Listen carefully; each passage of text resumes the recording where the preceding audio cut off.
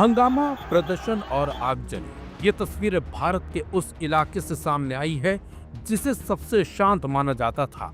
लेकिन अचानक से ऐसा क्या हो गया कि लोग सड़कों पर उतर आए और प्रदर्शन करते करते भड़क गए। चलिए आपको बताते हैं कि आखिरकार ये डराने वाली तस्वीरें कहां से सामने आई हैं और क्यों लोग इस तरह से भड़के हुए हैं।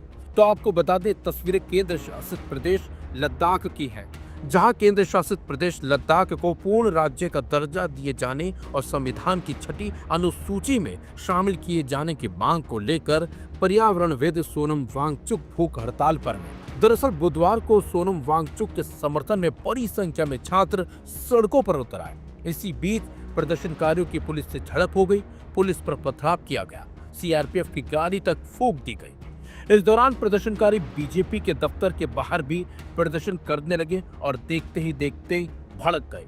इसी बीच प्रदर्शनकारियों ने बीजेपी दफ्तर में आग लगा दी। तस्वीर में आप देख सकते हैं कि किस तरह से बीजेपी दफ्तर आग की लपटों में है। हैरानी की बात तो यह है कि प्रदर्शनकारियों ने कई वाहनों में भी आग लगा दी, साथ ही साथ अन्य सार्वजनिक संपत्तियों को भी फूंक डाला। पुलिस एक तरफ भीड़ को तितर बितर करने के लिए आंसू गैस के गोले दागती दिखी और लाठी चार्ज करती दिखाई थी, जबकि प्रदर्शनकारी पुलिस पर पथराव करते हुए नजर आए। बताया जा रहा है कि वांगचुक की अगुवाई में लद्दाख की एपेक्स बॉडी लद्दाख के लिए पूर्ण राज्य के दर्जे की मांग कर रही है। सोनम वांगचुक 15 दिनों से भूख हड़ताल पर बैठे हुए हैं। तो आप लोगों को पहले तो धन्यवाद कहूंगा कि आप लोगों ने लद्दाख में दिलचस्पी ली। तो जैसा कहा है कि लद्दाख के जो केंद्रीय सरकार के साथ बातचीत चल रही थी वो रुक सी गई। लगभग 2 महीने होने को आ रहे हैं। वैसे भी 2-3 ही टॉक्स हुए। पिछले पद यात्रा और अनशन के बाद इतना मेहनत करके हजारों किलोमीटर चल के जब 16 दिन का अनशन करके फिर बातचीत करने की शुरुआत हुई तो वो 3-4 बार चले, वो भी रोजगार पर। उसके बाद जो असली मुद्दे हैं जो कि लोकतंत्र की बहाली और संरक्षण 6वें शेड्यूल का है, उसके आते ही इसे रोक दिया गया। एक तो ये मुद्दा वो शायद टालना चाहते थे और दूसरा उनका था कि सोनम वांगचुक इन टॉक्स में ना आए। मेरे लिए फर्क नहीं पड़ता है, मगर एपेक्स बॉडी के मेंबर्स ये जिद पे थे कि आप नहीं निर्धारित करेंगे कौन टॉक्स में आए, तो इसलिए ये लटका रहा। और अभी क्यों जरूरी है ये बात, वो इसलिए कि अभी आने वाले महीने में अक्टूबर में लद्दाख जो पर्वतीय परिषद है, हिल काउंसिल है, उसके इलेक्शन होने वाले हैं जो कि बहुत प्रतिष्ठित और प्रेस्टिजियस है लद्दाख में। तो इसी परिषद के चुनाव जो पिछले हुए थे 2020 में, उसमें जो रूलिंग पार्टी है उन्होंने अपने मैनिफेस्टो में पहला बिंदु रखा था कि लद्दाख को हम 6वें शेड्यूल में लेंगे।